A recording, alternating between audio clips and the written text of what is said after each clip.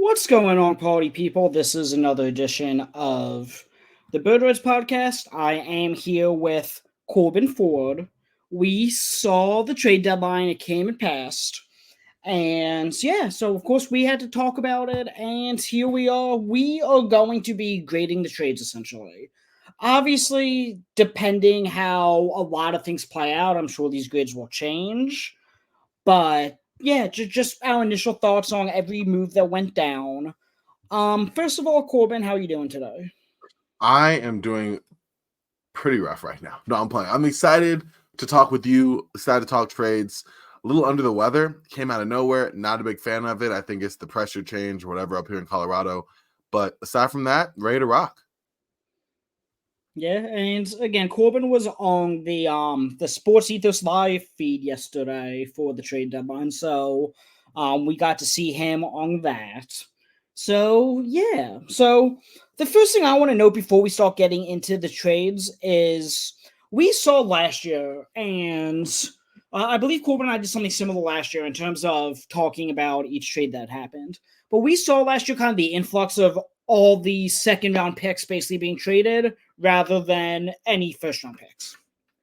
Like, for example, we saw in that Sadiq Bey, James Wiseman 3-team trade. Sadiq Bey, instead of going for a first pick, he went for like 5 seconds. We kind of saw that trend continue today. We saw, I think, 2 first round picks move, but otherwise it was all seconds. Slew with them too. The second thing I will note I put on here is Bulls LMAO, because of the fact that the Chicago Bulls didn't do anything, and they think they could be competitive when clearly that's just not the case. Zach LaVine is out for the season. DeMar DeRozan is 34 years old, so I imagine he's going to sign a 3-year extension after this year, and then they'll try to trade him. But I think he's more valuable on an expiring at age 34 than a 3-year deal up until his age 37 year. Andre Drummond, they couldn't move. Nikola Vucevic, they didn't move. So I don't know. I mean, Corbin, you in that camp with me that the Chicago Bulls are complete chaos in terms of how did they not possibly make a move? Oh yeah, they're easily losers. They're easily losers. I mean, what in the world are you like? What is the goal there? Like I'm sorry, I made a joke about this on the live. I said they're trying to be the most competitive 11th seed in NBA history. Like, I don't understand what the end game is for the squad. And so you're right. Like, if you have DeMar DeRozan, who you see how it works, like how it looks, you get the best of his age 34 season, which has been a drop off his age 33, but not terrible, right? And then you get to reevaluate and see what you want to do after, the season's over, how you want to reevaluate that, whether you have the power to restructure the contract and make it what you want. You don't have that now. If you are getting an extension with DeMar DeRozan, you're going to have like all the years of DeMar DeRozan. Like if it is a 3-year deal, you're eating that. You know what I mean? Or waiving it, worst case scenario. But bottom line, like that's all on you. So you being the team that acquires him if it's not Chicago. So no, I 100% agree with you. I think their evaluation or lack thereof of their roster was a huge detriment and a big reason why they are clear losers to me. I think I read somewhere too that said ownership sort of even signed off on the rebuild, and Arturas Kinishevitz is just vehemently against it. Him being obviously the Bulls GM. So okay, Not really let's see. sure, yeah. Why what Yeah. he gets off on that? Like, what's the point? But yeah. So let's get into Wednesday trades. We saw 3 trades go down on Wednesday, the day before the deadline, and then obviously Thursday, once I think it was Woj tweeted out, or Shams, whoever it was, tweeted out the Buddy Hield to Sixers trade that kind of opened up the floodgates essentially. So okay, Wednesday we had the Jazz trade Simone Fontecchio. The Pistons traded the 2024 Washington second round pick, which is pick 32 in the NBA draft as of now, Kevin Knox, and the draft rights to Gabriel Procida. I gave the Pistons a B- and the Jazz a B+ for this deal. I would give both B's. I definitely would like to hear where you drew the line for the B- and the B+. So, I mean, I don't know. Maybe I'm being a little unfair with the B- for the Pistons because the Pistons, I feel like, traded for Fontecchio because they wanted any sort of competency. because they haven't had that. Obviously, they haven't had that locker room presence. Haven't had that yeah, sure, they had Alec Burks and Bojan, but they haven't had stable veteran leadership. They haven't, they won 7 games this year. I mean, they just desperately need competent players, and Fontecchio provides that. I'm just not a fan of trading the 32nd overall pick for somebody you could have signed in free agency that Utah's probably unlikely to pick anyway, or unlikely to keep rather. The Jazz, I think, given the fact that they likely weren't going to resign Fontecchio and they got the 32nd pick in the draft, that at the time might have been Utah's highest draft pick this year because their own draft pick is top 10 protected, which I think right now they're in the 13 to 14 range. So they would be losing the first round pick as of now.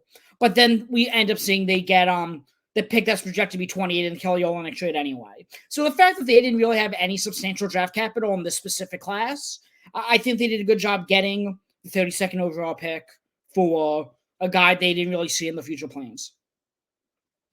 Yeah, I mean, I am a fan of Simone. Personally, I kind of agree with your sentiment. I will say one thing.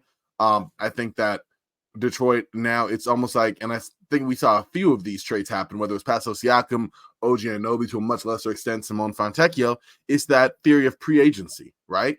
Let's give them a chance to kind of see I don't want to say see our culture, but get a role on this team if you're Detroit, see where you fit in, and then see if we can, look into bringing you back next year or for a longer term arrangement. And so I think that was more to the effect of what Detroit was trying to do there for sure. It definitely was out of nowhere for me, but I think he'll get more time. He's a really talented stretch wing or stretch big. And so I think obviously there's some value in that. But yeah, I mean, personally, I think that was Detroit's mindset there because I don't know, that seems to vibe with what they've been doing. As far as the Jazz, I mean, listen, you get a second round pick between Knox and Procida. I don't think they factor heavily into Utah's long-term plans, but they get off of a guy that wasn't really getting a whole lot of run for them, right? I think it works out okay for both sides. I will note that obviously the Pistons did trade Bojan Bogdanovic the next day, and Fontecchio could kind of fill in some of those minutes that Bojan provided. And younger. Yeah, and I was actually years. To kind of transition into the next trade that happened. When I saw him go to Detroit, I'm like, okay, I'm glad Fontecchio didn't go to Boston or something because I think he could be pretty valuable for them. I don't want him going to a contender where that would interfere with the Sixers' title plans, assuming Joel Embiid comes back healthy. So then a couple of hours later, if that, we see the Boston Celtics are trading for Xavier Tillman from the Memphis Grizzlies. I like Xavier Tillman a lot. Boston does have, obviously, Kristaps Porzingis and Al Horford, so they don't really need another big man, per se. There's not a whole lot of big man minutes there, even if they play 2 big lineups. But the trade ends up being Xavier Tillman for Atlanta's 2027 second, Dallas's 2030 second, and Lamar Stevens. So basically how the trade was structured, initially Lamar Stevens wasn't reported. It was just reported Tillman for 2 seconds. Which meant that Tillman was going to take a portion of the Grant Williams traded player exception away. And it also meant that Boston didn't have any roster spots open. Now, once Lamar Stevens was added, that kind of changed everything from a front office aspect of it. I'm sort of surprised Memphis didn't get offered more for Tillman. I think Tillman's a pretty damn good player. If Fontecchio was getting picked 32 in the draft, how did Tillman just net you 2 super out in the future seconds? That's what I was a little confused by. But for Boston, getting Tillman's bird rights were very important. He is going to be a free agent this summer. And Boston could, obviously go over the cap to re-sign him because they have his bird rights. And Memphis, between this deal and the Steven Adams to the Rockets deal, have acquired 5 second-round picks and shed money for guys that they couldn't really afford to pay given their likely upcoming luxury tax situation. So overall, I gave Boston an A-. I gave Memphis a C+. Gave an A for Boston. I gave a B-ish for I guess I'll go B- for the Grizzlies. And the reason why, it's I get it. They're expensive, right? Next year, I mean, between what? John Morant, Jaren Jackson Jr., Desmond Bain, Marcus Smart. Like, you got a good group of folks that are going to be there long term, right? Somebody had to go. Xavier Tillman, while was giving great minutes for them, I think is somebody that was expendable, especially since this year, I'm not sure. The Grizzlies aren't quite bottoming out, but like they definitely are trying to win, right? And so, fine. You get some more draft capital that can prove handy if you go in the offseason. You want to package that with some of your other players. You saw they let loose David Roddy to like see where they go moving forward if they want to add upgrades to the roster once, the offseason's there and you realize, okay, Jaw's back healthy and Smart's back healthy and we just re-up. Now you have some more ammo to do that. But I do wonder, like, at this point, who's playing center for the Grizzlies, right? Long term. Outside of Jaren Jackson Jr., who between foul troubles and injuries, like, I think it's a pertinent question to ask. But for Boston, yeah, Xavier Tillman is the perfect kind of balance at center they have. So they have a lot of stretch bigs over there, and now you have a guy who's like the kind of rough, hard hat type of guy that can kind of offset, some of the play that you get from your other center. So it's a nice little balance there between, your stretch big, Kristaps Porzingis, Al Horford, that, and then you're also like, okay, like Tillman can shoot a three, but that's not his game at all. Definitely someone who's going to be around the basket, in the short roll, dunker spot, rebounding, grit, like that sort of mentality will be very helpful for Boston, and he can still play alongside Porzingis or Horford in a 4-5 alignment. Yeah, to answer your question, Memphis, I mean, obviously they have Brandon Clark, but his game was predicated on athleticism, and he's coming off a torn Achilles, so that worries me. I think the answer to your question is he's not on the team right now. Whoever their big man, unless they're just going to roll with Jaren Jackson and Santi Aldama as a 4 and 5 mostly, with Brandon Clark playing the backup minutes, then that question, but like, let's say the Grizzlies, I think, are 6th in lottery odds right now, 7th. Let's say they get in the top 4 and they could get in Alex Sarr or something. Then all of a sudden they don't have to worry about that a whole lot. Which should be ironic because Alex Sarr's game is a little repetitive with Jaren Jackson as well. But okay, then the last trade we saw on Wednesday was Shake Milton, Troy Brown, and Minnesota's 2030 second-round pick to the Detroit Pistons for Monte Morris.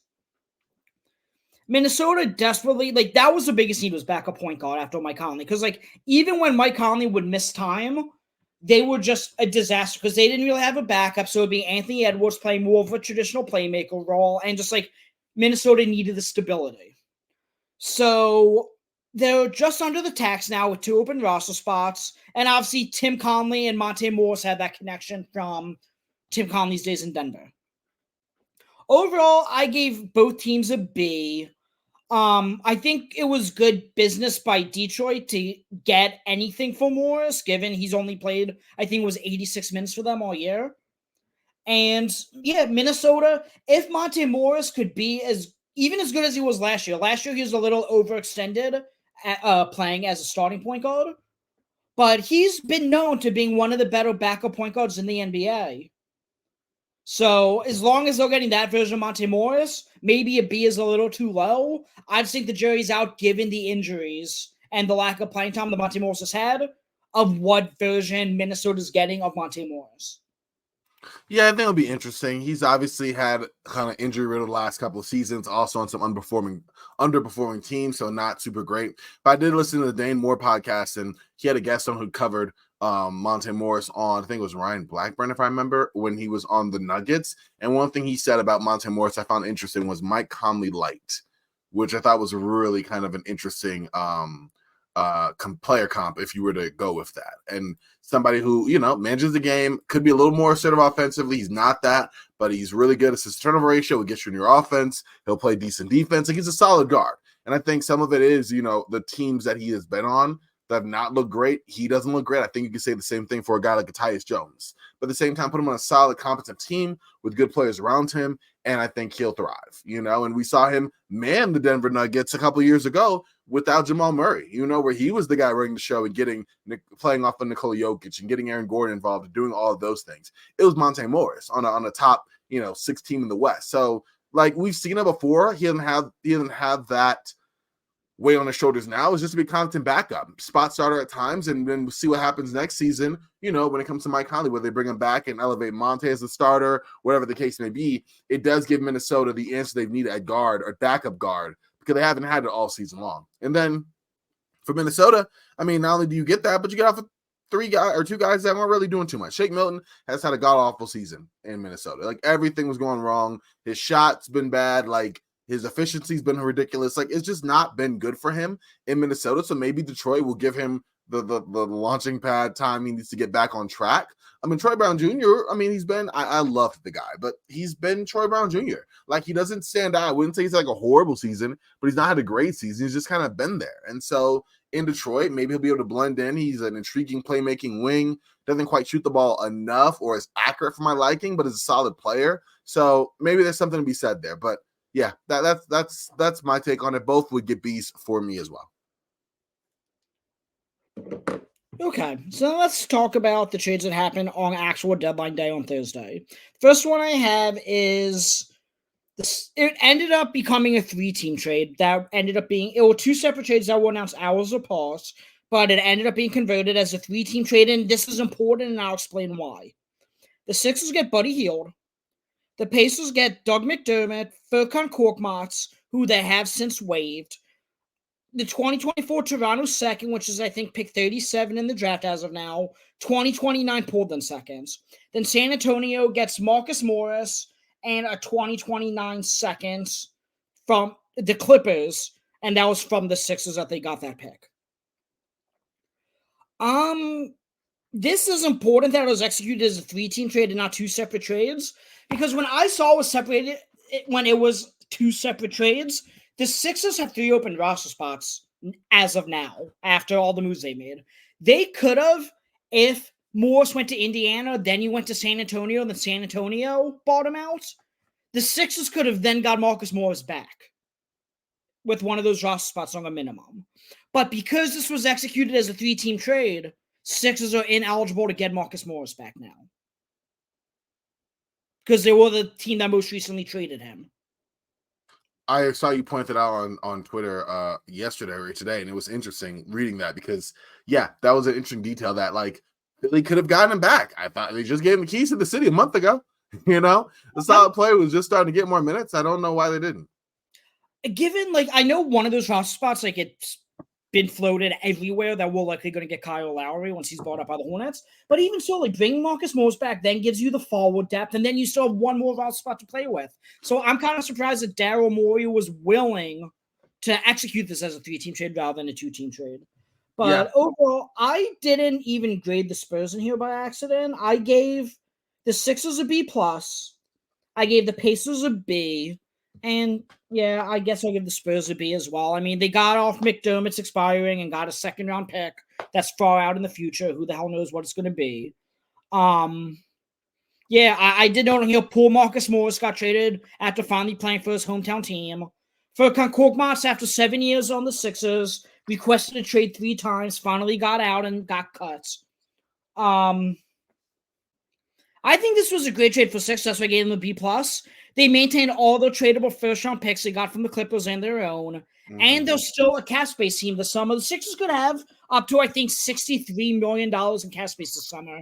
And it was reported by Chris Haynes yesterday that if Paul George doesn't sign an extension with the Clippers, that they're going to be a real suitor for Paul George. Otherwise, I don't know what there is to really say the cap space for. This is a pretty weak free agent class. Like, when the best free agents in this class are Tobias Harris and Buddy Hield, and you already have both of them on your roster, then I don't know what the point of having the cap space is. Yeah, I'm not sure either. So I suppose Daryl Morey has bigger plans that are unforeseen by people like us. But the Sixers did create a $5.4 million trade of player exception. And let me go to the next trade because it also is Sixer-centric. They basically give a 2024 Knicks second-round pick, which is probably going to be in the late 40s somewhere, early 50s, and Daniel House to the Pistons for basically a pick that's never going to convey. This got the Sixers under the luxury tax. So now the Sixers cannot be in the repeater tax any earlier than the 2028 NBA season. That's a long time away. So while teams like Milwaukee and Golden State and Clippers right now are already paying the repeater tax, the Sixers are avoiding that for at least another, 4 years because they need to be in it for 3 consecutive years before they become a repeater tax team. So that, I know hopefully people that listen to this podcast care because I care about stuff like that, and that's, kind of what I'm trying to inform people on.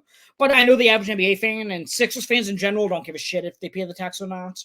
But it saved the Sixers ownership $18 million because not only are you not paying the luxury tax, but you're getting the tax distribution from the teams that are paying the tax. So this was basically here, take Danuel House in a late second round pick, and, we'll get $18 million. So through these 2 trades, Sixers created a $4.3 and a $5.4 million trade exception. After this trade went down, Woj tweeted, it's likely the Sixers are paving the way to sign Kyle Lowry in the buyout market.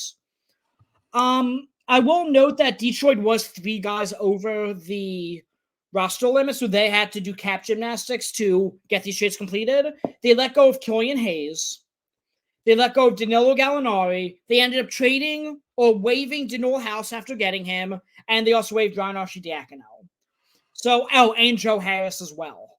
So there was a whole bunch of maneuvering the Pistons had to do to really get under. I will note for Joe Harris, he's an interesting buyout candidate because very rarely do you see an elite shooter like that. I don't know if he's still the same level shooter he was when we saw him in Brooklyn. He hasn't really played this year. I don't think he's played at all this year, actually. But what I will note is there's 7 teams that are above the first apron that can sign Joe Harris, that can sign Kyle Lowry, that can sign Marcus Morris. Any guy who makes over $12.4 million is ineligible to be traded due to the new CBA, or ineligible to sign as a buyout candidate, a team over the first apron. So that's someone who makes over $12.4 million. That's Boston, Phoenix, Golden State, Clippers, Miami, Milwaukee, and Denver. So those 7 teams are going to have to pivot to a guy like Danuel House or to a guy like Jetty Osman or, I don't know, Furkan Korkmaz, someone like that who was bought out. If Shake Milton gets bought, Danilo Gallinari is eligible. I think Danilo Gallinari, quite frankly, ends up in Boston because Boston signed him. He tore his ACL that summer, never got to play for them, and he ended up being a salary filler in a deal where he ended up in Washington and then Detroit. So I think Boston has an open roster spot. I think that makes a whole lot of sense for him. But for a guy like Joe Harris, it makes sense a team like the Sixers or the Knicks or the Lakers, a team who's eligible to sign Joe Harris. But those 7 teams are not. Are we sure Joe Harris isn't cooked? He might be, but we don't know. We have no freaking clue. On the one hand, you're right. I agree with you on that. But on the other hand, I feel like he would have gotten playing time if he wasn't.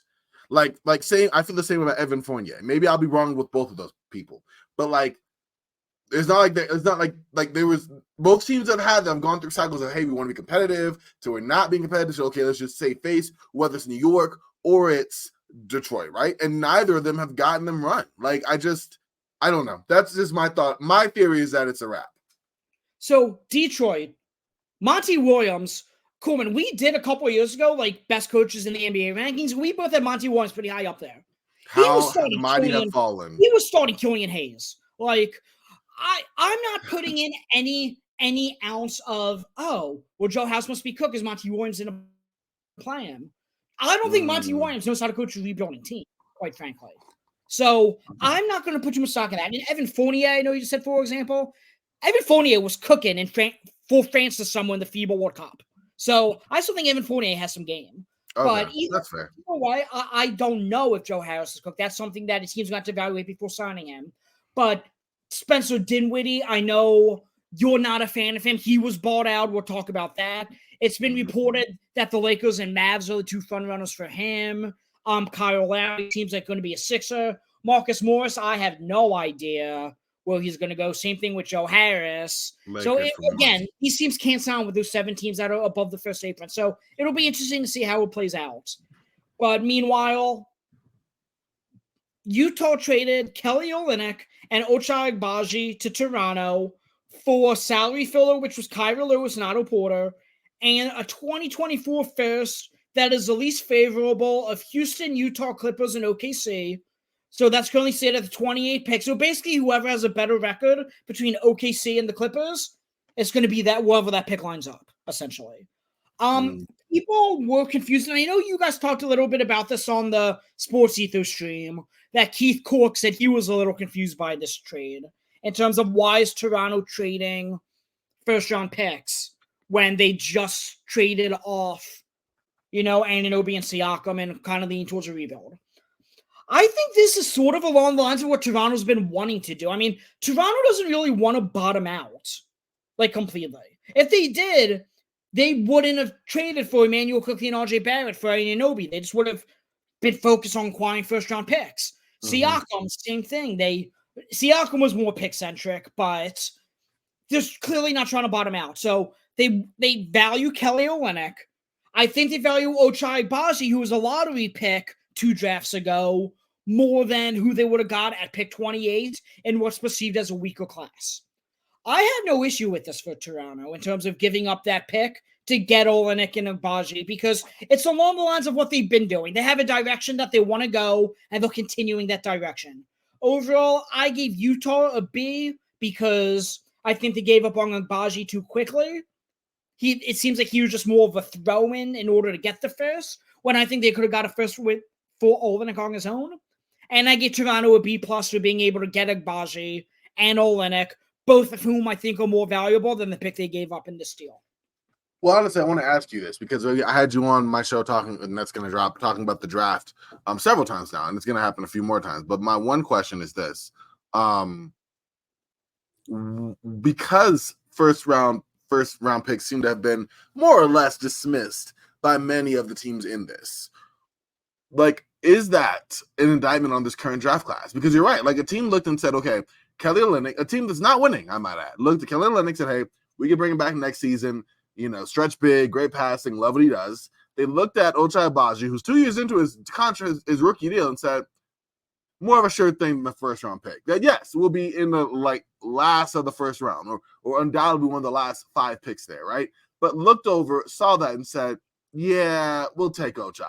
We don't need this mystery box. Do you think that that's more of an indictment on the class because they're not willing to? I mean, come on now. Ochai Agbaji is a nice player, but he's not. He's okay. I would have taken the first round pick, but I would have taken the first round pick in other draft classes, maybe.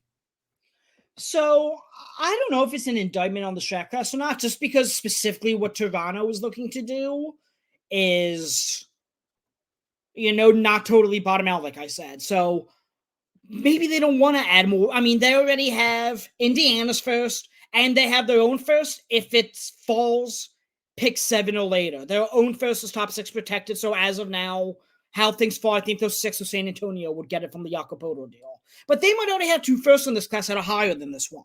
So I don't know, because I forget who I was talking to about this the other day, but I said, look, everyone said the same thing about 2013 class. It produced Giannis.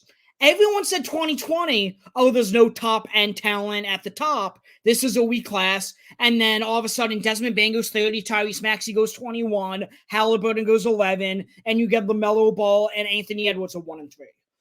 Everyone said, oh my God, Zion and Jazz 1 and 2's dynamite. When quite frankly, I know both those guys are very, very talented, but it hasn't played out that way.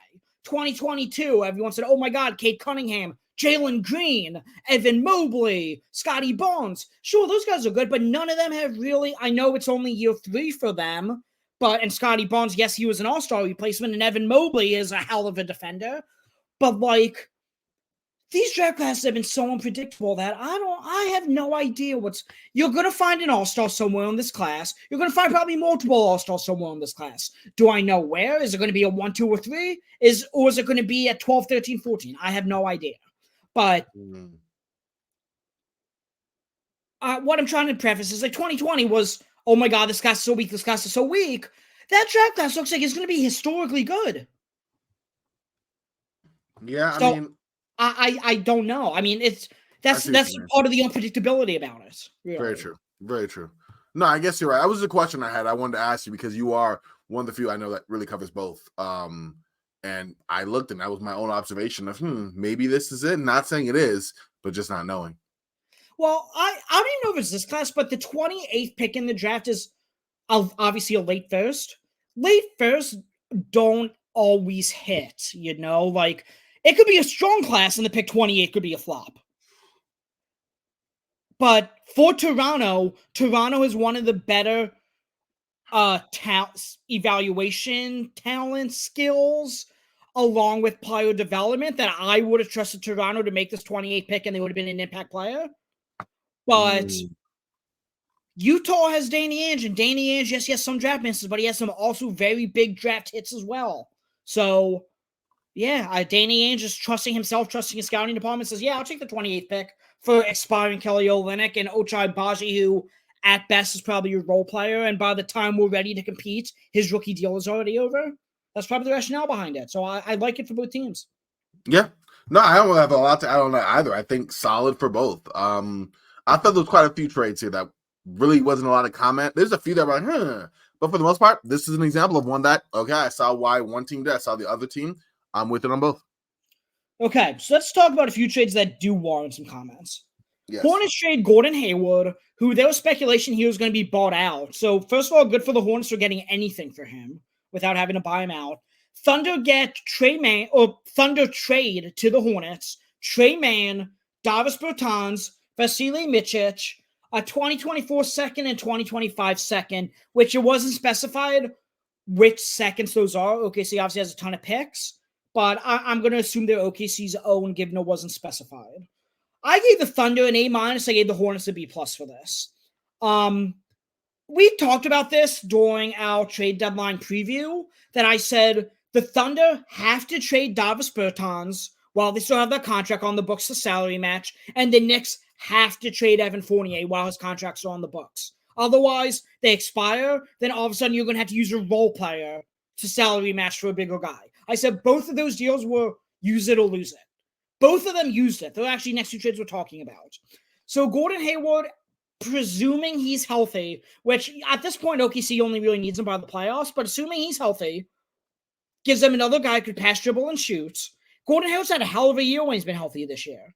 I really like this year because OKC gave up nothing. I mean, Trey Mann, yes, he had a great summer league this year, but he wasn't in their rotation. Davis Bertans was literally acquired specifically to salary match for a deal like this. And Vasily J. Micic has been okay in times, but he's a 30-year-old rookie who's won multiple EuroLeague MVPs, and it looks like he's having issue adapting the speed of the game. And they had him signed for 3 years. Now they got off that contract. Bertans is $5 million guaranteed next year. They got off that money. Trey Mann had a team option, so he could have, if they don't want to keep him, they could have just declined his option. And basically, they gave up 2 second-round picks, got off all that money. Now they have cap space, some cap space at least this summer, and it's the last summer they could really use cap space before Jalen Williams and Chet Holmgren really get expensive in terms of their extensions. So I think this was a home run for OKC, and I think the Hornets did fine as well for a guy that they almost had to buy out. I agree. I gave both A's, actually. I was happy that OKC was able to move off of Gordon Hayward. Like, let him go for nothing. No, you got an intriguing guard prospect in Trey Mann. You have another guy, like I said, 2022 EuroLeague MVP. See if he adjusts, see if he even gets minutes, right? And you're able to get something for nothing. Like, I would have been fine with the second-round pick, or just, I don't know, I would have been better with far less than what the Hornets got back in exchange for Gordon Hayward. And if you're OKC, listen, he's not done at the start. When Josh Giddey's jumper goes awry and everything, like, give him the closing minutes. He fits with that group. You can bring him back in on a smaller contract deal. He's somebody who's shooting the ball 36% from three, averaging a career high 4.7 assists per game. Defensively slipped a little bit, but he's a solid guy. He does everything pretty well. And now you're on a team where he doesn't have to be the first, like the best player, which goodness, no, that hasn't been since like 2016. Doesn't be the second best player. Doesn't have to be a third best player. Just a really strong ancillary player who could step in big moments and help this team out. And I really think it's a good addition with the major caveat of if he stays healthy. OKC is going to be really deep come playoff time if Gordon Hayward's healthy. I mean, so you have what? Chet, Jalen Williams, Gordon Hayward, SGA, and probably Lou Dort is the fifth starter with Josh Giddey being shifted to the bench. I mean, that's a hell of a team this year. That's nasty. I'm with it. That's totally nasty. Again, if healthy, that's the big thing. Because if he's just sitting on the bench, but like they didn't give up anything of value. So if he's not healthy, he's not healthy, and then you just shed the money next year of Mičić and Bertans. Oh, no, I'm not saying it's bad at all, but obviously you make the trade when you play. Yeah, no, I agree with you. Like, there's a zero cost. Like, if not, they have more or less the same team they had going in. So I completely agree with you on that. Like, if not, then it's fine. But I guess I was more thinking like, okay, you got him. Obviously, this is like your one move to kind of bolster this team as you go on your first playoff adventure, you know? So, no, you're right. Either way, they don't lose anything. But obviously, I'm a little down on his injuries. I hope that he's able to play. Yeah, it was a very low risk, high reward type trade. The Pistons and Knicks made a deal. The Knicks acquired Alec Burks and Bojan Bogdanovic from the Pistons.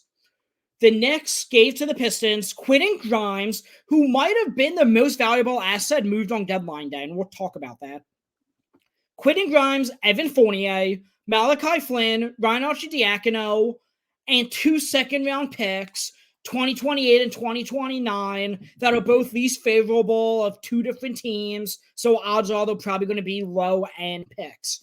So low-end second-round picks. So my question is, I mean, was this enough for the Pistons for giving up Bojan and Burks? I mean, yes, as I said, Grimes probably is the most valuable asset traded on draft day or on deadline day. But, like, that's really all they got. I mean, the seconds are almost nothing. They're so far out in the future, and odds are they're going to be late.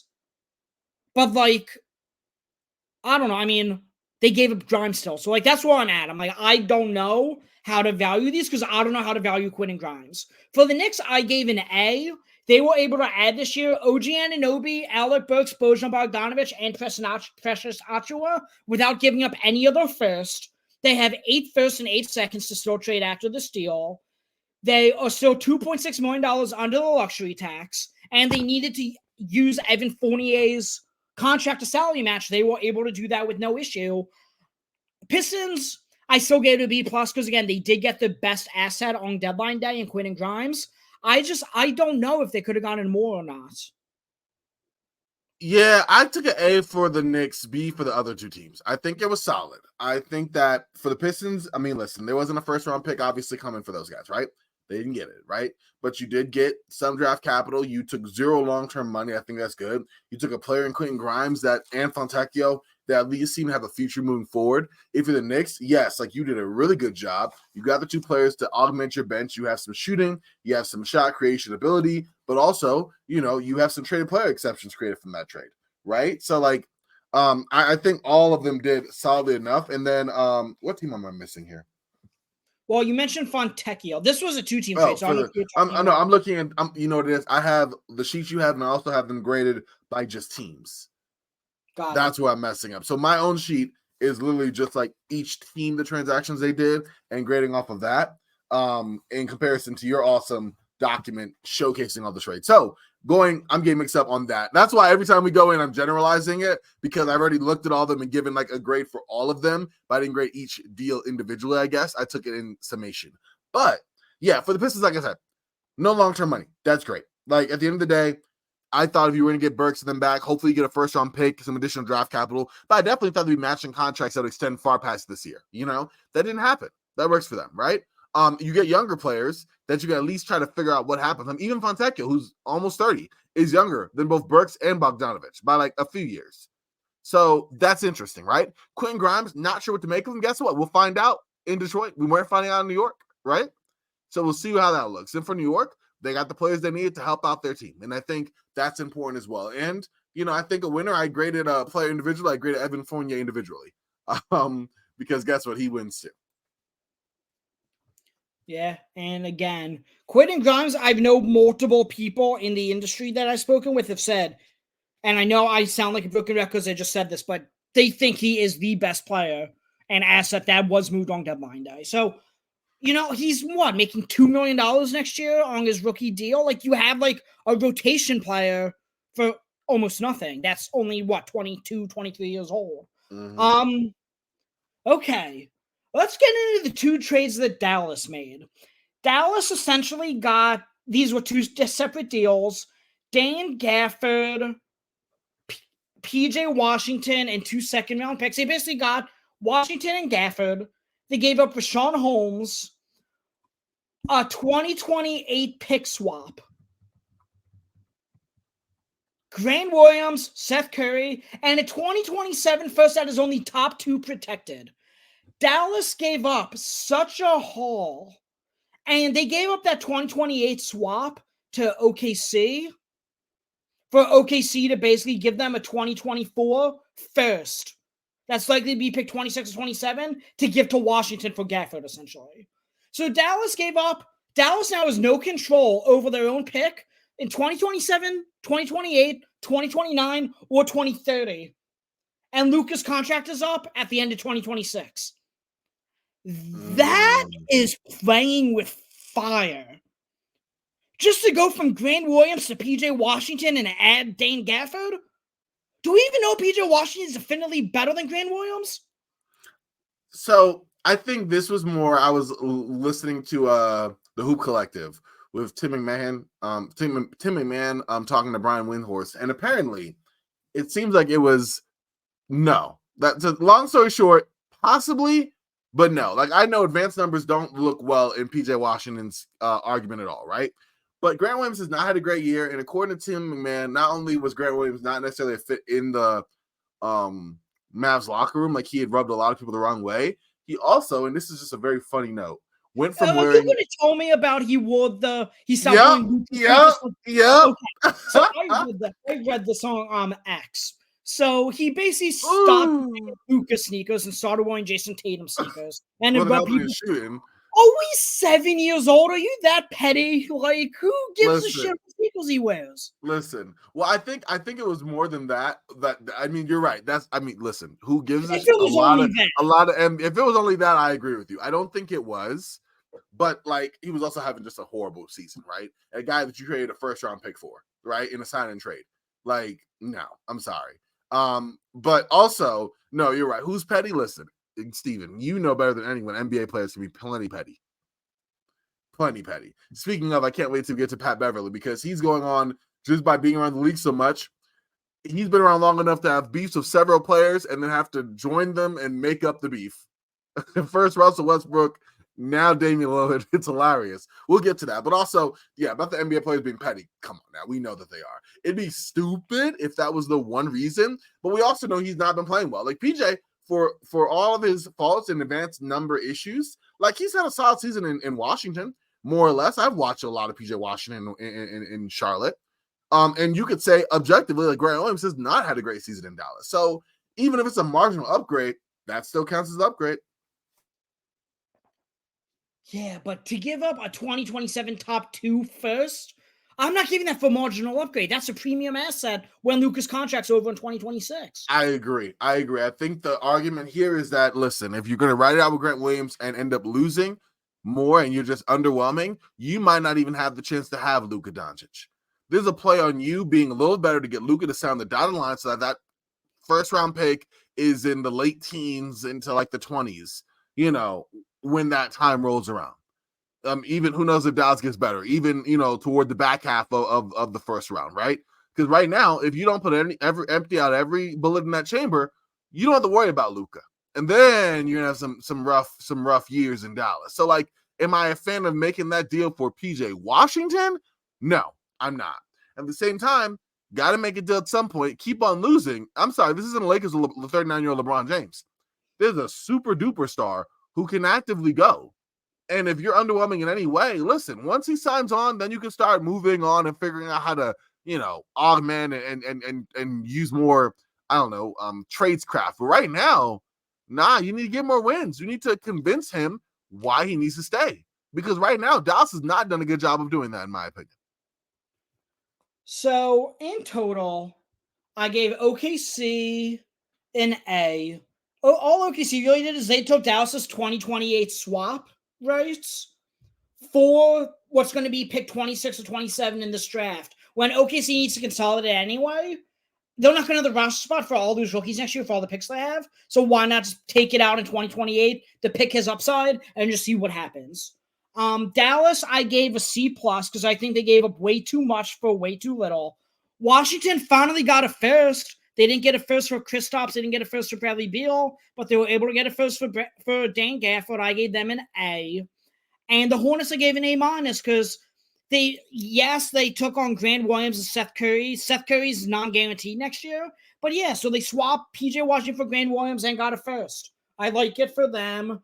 I think Grant Williams hopefully will be a bonus in the Hornets locker room. But otherwise, yeah. Plus, he's from there. Like, it's a homecoming for him. It's a homecoming for Seth Curry. Yeah, he might get some playing time. And we'll have his dad calling his games. Okay, the next trade I have here that didn't make a whole lot of sense for me for one of the teams. The Raptors traded Dennis Schroeder and Thaddeus Young to the Nets for Spencer Dinwiddie, and then subsequently the Raptors cut Spencer Dinwiddie to avoid paying him a $1.5 million roster bonus. Schroeder has $13 million on the books for next year while Dinwiddie's expiring. So this lines up with the Nets' theory that they refused to tank, and they just said, shit, we don't have a point guard next year. Let's trade for Dennis Schroeder, and he'll be our point guard next year. But, like, you had Dinwiddie's expiring. Why did you need to make this trade? You just got to let Dinwiddie walk, and it would have helped, along with a little bit of the tanking process. But, again, they don't have their own pick, so I guess that's the theory behind it. They figure, okay, Schroeder, I could flip at next year's deadline, get some value, but I don't have my own pick, so I have no incentive to really tank. I suppose that's what the rationale is. But they took Schroeder's deal on for next year when they had Dinwiddie expiring. For Toronto, they got off Schroeder's $13 million next year. Toronto now has up to $35 million in cap space next summer. And Thaddeus Young also was bought out by the Nets. So, yeah, I suppose my rationale is for both teams. Toronto wanted the cap space. Nets figure, okay, we're not going to cap space anyway. We might as well take the assets since we don't have our own picks and we can't really tank. Nets I'll give a B-. Raptors I gave B+. I also gave B's. I didn't do the B- on that. I guess the Raptors, no, I'm gonna drop it down to a C. I guess because I'm retroactively grading individually, but for Toronto, I didn't understand that. Like, why did you like it from their perspective? Because they shed $13 million next year when they're clearly prioritizing cap space. For what? Again, the same argument you made for Philly. Why are they prioritizing cap space? For Buddy Hield? For who? Like, it's a good move, I guess, to shave cap space. I'm just trying to, you know what? I'll give it back a B. Because you're right. Like, I'm not grading, okay, they save money. For what? Like, what is the goal? What are they trying to do? Are they trying to contend? Build around Scotty Barnes? Like, who are you looking at? And I guess that was my issue there. But it was, those players weren't really doing a whole lot in your long-term. Well, Dennis Schroeder, anyway, they signed Dennis Schroeder. Great locker room guy. When they lost Van Vliet, they wanted Schroeder to be the guy. Now they have Emmanuel Quickly. So why not get off Schroeder's money? You have to pay Quickly this summer. You have to pay Olenek this summer. You're going to have to be paid Gary Trent this summer. No, so why do you want Schroeder on the books? That's true. And you know what? I forgot Quickly. I didn't put Quickly in my thing because that happened before. But you're right. That's something that's kind of big to calculate. Well, he's going to be getting $100 million this summer. So he most definitely is. Oh, and yep, again, makes sense. Not preserve the cap space because a lot of it's going to the guys you already have on the roster. You asked for what? I told you for what. Yeah. And you totally did. This is why you're the front office expert, anyways. Okay. I also like what the Phoenix Suns did. They got Royce O'Neal and David Roddy. They gave up 4. When this came out, it said Royce O'Neal. Shams worded it as Royce O'Neal and 4 salaries and second-round picks. Just salaries. That's all Shams. That's what these guys are, salaries. I thought it was going to be Nasir Little going back to the Nets. I thought it was almost a lock because that's the only guy who really made sense for Royce O'Neal. This is the last year under the new CBA that a team like Phoenix, who's above the second apron, could aggregate 4 minimum guys to get to Royce O'Neal's number, basically, of being able to salary match. So they get Royce O'Neal and David Roddy. David Roddy goes into a trade of player exception. The Grizzlies got a pick swap from Phoenix, which is probably the second best because Washington already has a pick swap with them from the Bradley Beal trade. So it's probably second best of the 3. They basically got something for David Roddy while getting off his money. Grizzlies also took on Utah Watanabe and Shimezi Mitu, who apparently they're getting rid of Mitu, who I kind of like. The Nets got Jordan Goodwin, who they're letting go of, Keita Bates-Diop, and 3 second-round picks. And yeah, the Suns got Royce O'Neal. Suns also have 2 open roster spots now to play with in terms of the buyout market or free agents. But the Suns got Royce O'Neal. They got his bird rights, which is important. They could re-sign him with his bird rights because Phoenix isn't going to have the taxpayer MLA. They're going to have nothing. They could only sign minimums with how deep into the tax they are. So getting Royce O'Neal's bird rights and David Roddy, if you think he could be a player on an expire or on a rookie deal, it just makes sense. So Phoenix, I gave a B+. Memphis, I gave a B+. Nets, I left blank. I don't know why. I guess because the Nets didn't really do it. They lost Royce O'Neal for 3 seconds, basically. I'll give them a B. Not a B-, a B. B. That's solid. Yeah. I like it. Yeah, I gave an A for Phoenix. I gave a B for Memphis. I think Phoenix got some significant upgrades and didn't have to give up a whole lot to do so. I also thought that I think 2 of the 3 guys, I think it was Keita Bates-Diop and I'm trying to remember the other. Was it Utah Watanabe? I think Memphis? they both. No. I'm saying, and again, putting this in the group for who they got. We're talking about Memphis got a pick swap, Watanabe and Shimezi Mitu, who apparently they're letting go of Mitu. Exactly. Those are the 2. Okay, yeah. I was saying both of those 2 had to give up their player option. Or one of them had to give up their player out. Like one of them, both of them, 2 of who Phoenix sent out had to agree to be traded. I thought that was interesting. But for them to upgrade from that with limited assets to use, I thought was a win for Phoenix. Yeah, no, they basically gave up. They only have, I think, 4 second rounders to trade. They gave up 3 of them, and yeah, they gave up 3 of the 4 picks they had to get Royce O'Neal and his bird rights. I think it was a good deal. They were so strapped with what they could do. The fact that they were able to get O'Neal is pretty astonishing. And they still have Nasir Little's salary match next year in another deal if they are able to. And they're going to have to re-sign Grayson Allen and Royce O'Neal. They're going to be the biggest tax bill ever after they re-sign those 2. This trade alone, just by adding Royce O'Neal, adds $13.5 million to their tax bill. The Nets saved around $7 million. I'll note that. I'm sure their ownership's happy. The next few trades, again, that's the last major ones. The Sixers traded Pat Bev, who I know a lot of Sixers fans are upset about. We traded Pat Bev for campaign and a 2027 Milwaukee seconds.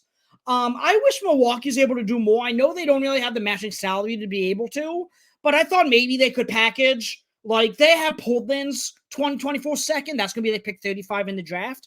I wish they gave that pick with like Pat Connaughton for DeLon Wright, or I wish they did something. But they ended up getting Pat Beverly. They also had Marjon Beauchamp and Andre Jackson they could have packaged with that side. They could have done something.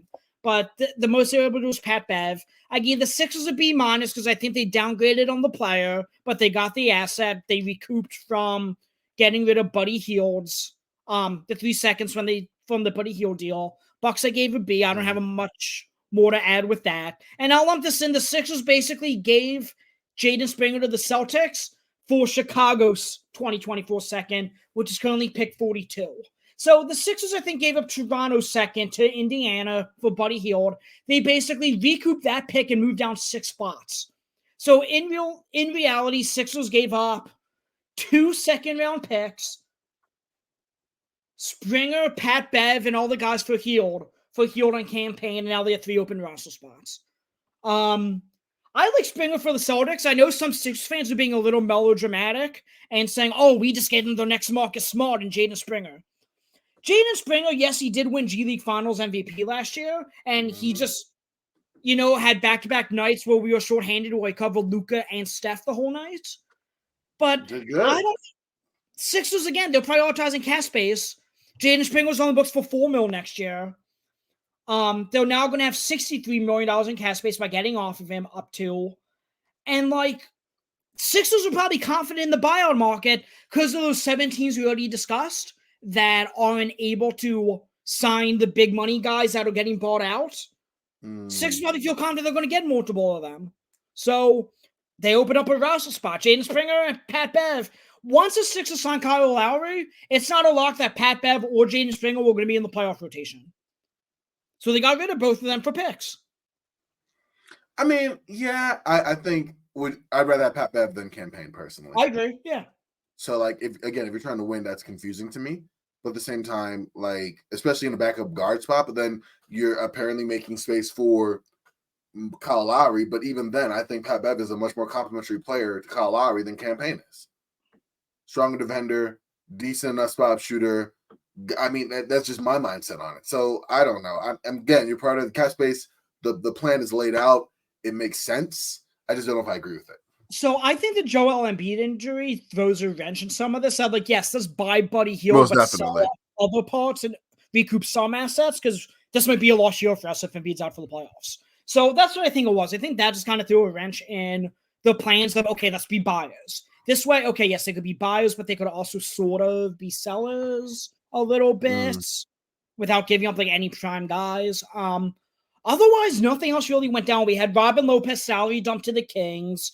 We had Delano Bannon salary dump to the Blazers. We had Corey Joseph salary dump to the Pacers, which actually saved Golden State $13.5 million by dumping Corey Joseph to Indiana, who Indiana... Why'd the Pacers do it, though? They got a second-round pick for taking it.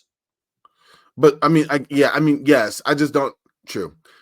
I get that idea. I understand why they did it for the pick, but just like to take on a guy who's gonna, I don't know. I guess you're right. Corey Joseph is only making $3 million. He's only $13.5 million to Golden State because how deep in the tax they are. That's true. You might as well just get a pick for your trouble. So they took, and it's worth noting Corey Joseph and Tyrese Halliburton are really close friends from when they played in Sacramento together. Oh, okay. Halliburton was actually, I think, a groomsman. He was definitely at Corey Joseph's wedding. I know that. Wow. But Indiana let go of Corey Joseph, surprisingly. I thought they keep him just because Halliburton is apparently upset that they traded Buddy Hield because they were close from the days in Sacramento, and now they've been playing on Pacers together. I thought to keep the star player happy, they would at least keep Corey Joseph on the roster because of his relationship with Halliburton to kind of supplement the role Buddy Hield played as being close with Halliburton. So they just did it for a second-round pick because they waived him. Yeah, so yes, but I'm just saying I'm surprised they waived him given his relationship with Halliburton. It wasn't about that, I guess. Yeah, but I agree with you. But final notes, I will note that DeJounte Murray ended up staying in Atlanta. He just signed a 5-year extension, so they could, honestly, they have plenty of time to trade him. They're gonna now want to be a tax team next year, so they have this offseason to trade him. If not, then next year at the deadline, they'll be able to move him. Unless Trae Young is out before then. That's another uncertainty that I think is looming over them. That, hey, what if we trade DeJounte Murray, then Trae Young wants out too? So maybe they're trying to assess that. Bruce Brown stayed in Toronto. And, yeah, so he ended up not being moved. We're going to have to see where guys like Spencer Dinwiddie go, where Marcus Morris goes, where Kyle Lowry goes. There's a decent buyout market, but, yeah, we'll have to see how that plays out. I will note Golden State and the Lakers both didn't make a move. Golden State, I think, desperately needed to. They held pat. The Lakers, I understand that they just think, oh, well, when we could trade 3 firsts next year or this summer, we're going to try to get it Donovan Mitchell or Trae Young or someone. Let's not push all our chips in for DeJounte Murray now. But when your best player, or maybe second best player, whatever it is, when you have LeBron James turning 40 years old, I don't think you worry about, the possibility that Donovan Mitchell requests out. Maybe we could get him. I just think you do it. I think they should just went for DeJounte Murray. I know, Corban, you felt differently, but we'll have to see. We'll have to see. We'll have to see. I mean, looking at how they played yesterday, injuries are still a thing. I see why they want to bet on continuity. I think the loser in that is not the Lakers, but LeBron. Lakers are a franchise. Yeah, I guess they apparently have big fish they want to go after next season, and I guess they'll have the opportunity to do that. If you're LeBron, it's like, hey, am I going to win a championship with these guys around me? Probably not. Like, you're not better than the Nuggets. You saw that yesterday. I felt like the Nuggets, like, even though the Lakers played an inspired performance and Jackson Hayes getting all the rebounds and all the things, I felt like it was more the Nuggets are playing with their food than the Lakers really showing that they were on their level, you know? So there's a clear bar there, right? And all the other teams, they can beat them on any given night, but on 4 out of 7, I don't know if they can. So, yeah, I'm glad a move wasn't made just because of it. Like, I don't think DeJounte would have demonstrably helped them in any way. I think that adding DeJounte Lakers will still be exactly where they are with the teams that have over them, right? Maybe they bump over one or two teams hypothetically. But at the end of the day, like, you're right. This is kind of what they are.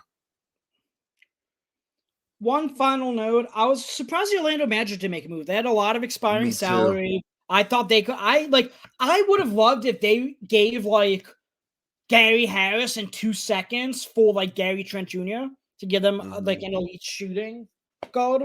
I'm surprised they didn't do anything. But I will say, between Orlando, who was more surprised than that they didn't make a move? Orlando or Atlanta? Atlanta, because I mean there was so much speculation that it was a lock that DeJounte Murray was going to be traded, and obviously he wasn't. So that's why, and obviously there was the report Wednesday night that they were deep in talks with the Pelicans for a trade involving DeJounte Murray and either Clint Capella or Onyeka Okongwu, one of the centers. But yeah, so really interesting. Last question for you, I have. Yeah. Of those teams that didn't make a move, who do you think is best off? Warriors, of these teams I'm about to mention, the Bulls, the Warriors, the Hawks, the Lakers. I'm leaving out the Magic because that'd be easy answer. The Bulls. I'm kidding. I was about to say the bet. Mm-hmm. I suppose I'll say Orlando because they don't have a 35 or 39-year-old star that still wants to compete like Steph or LeBron, like the Warriors and Lakers do. And the answer is obviously not the Bulls. So yeah. I think I took Orlando out of it to make it tough for you. Was Atlanta in there? It was Atlanta, the Warriors, the Bulls, and the Lakers. Okay. They don't say Atlanta because Atlanta, whatever, they have all the guys under contract next year that they could always make a move then. It's not like any of these, like Chicago, DeMar DeRozan expiring. You have to move him now. Like Alex Caruso only has one more year on his deal after this year. He's going to be expiring next year. His value is never going to be higher.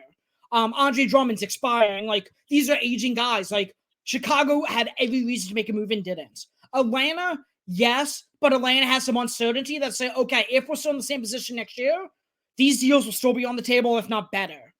But let's, weigh our options then. I'm not mad at Atlanta for not making a move. But Chicago, I'm fucking pissed off for. Because, like, come on. But yeah, I can hear in your voice, so I definitely feel it. Okay. Yeah, so that's the trade deadline this year. Not as many big names as we wanted to see move that actually were, but there's nothing wrong with that. I don't see, and I know typically there's not a move that really alters the trade, like the championship landscape. The only one I could really think of is Marc Gasol when he went to Toronto. That's the only major deadline move that really impacted a championship. And maybe PJ Tucker with the Bucks. Yeah, they won that year. So those are the two that I could think of. Like, okay, these teams made a deadline move for a starting caliber player, and they won a championship. Was Paul Gasol a dead? Oh no, he didn't. They didn't even win anyway. Doesn't matter. I was going to say Paul Gasol, but one, I don't know if that was at the deadline. I know it was during the season. Two, they didn't win the championship. So yeah, I agree. So if there's a trade that you think is going to be an impact this year, everyone's saying, oh, the Knicks are the favorites in the East now. The Knicks are not favorites in the East. The Knicks are a hell of a team. Don't get me wrong. I've loved what they've done. They are not above Boston. I don't think they're above Milwaukee, even though Doc Rivers is 1-5 right now. With the healthy Embiid, I'm still taking the Sixers over them, but we don't know if there's a healthy Embiid, so jury's out on that. And right now, the way Cleveland's won 16 out of the last 17, and they're right there with the Knicks as well. I mean, I think the East, those top five are a bloodbath. Yeah. It's going to be tough up top. In New York, it's going to be a hell of an out, right? You already know about Boston. Milwaukee, let's see if they figure it out, because between losing Adrian Griffin and getting Doc Rivers, they haven't really got their mojo together. So let's see how that looks, right? Philly, let's see where they end up shaking out. Cleveland has been on a roar, right? And Cleveland stood pat, and I think for good reason. Like, they are in a good groove right now. So you're right. Like, it's going to be tough at the top of the East. I would say they go at least 5 deep now. And that really depends on how you feel about Philadelphia. And that depends on how you feel about whether Joel Embiid comes back or not. Well, yeah, if Joel Embiid comes back, they're contenders. If he doesn't, they're not. I mean, it's simple as that. So, okay. Corban, anything you want to plug? Honestly, no. Aside from working with you on this, hopefully getting you on for some more draft stuff coming up. Once I get better, y'all, I'm battling a little bit. Came up over a little bit the last day, like literally. But hopefully going to pour more in the draft, which means bringing on people like Steven, bringing on people who know it, and cover the stretch from the NBA season. Aside from that, follow me on Twitter or X at Corban NBA, Corban NBA. Check out Switch Theory, check out Ramble, and that is all I have. As always, my friend, thank you for having me on. Yeah, of course. You guys follow me on Twitter at @the_NBA. That's NBAGELL. You can follow me on Twitter at BirdRightsPod. Rate, review, Apple Podcast, Spotify, wherever you're listening to this podcast. With March Madness coming up, go listen to the One and Done podcast. That's my college basketball pod. And yeah, I will talk to you guys next episode. Thanks for listening.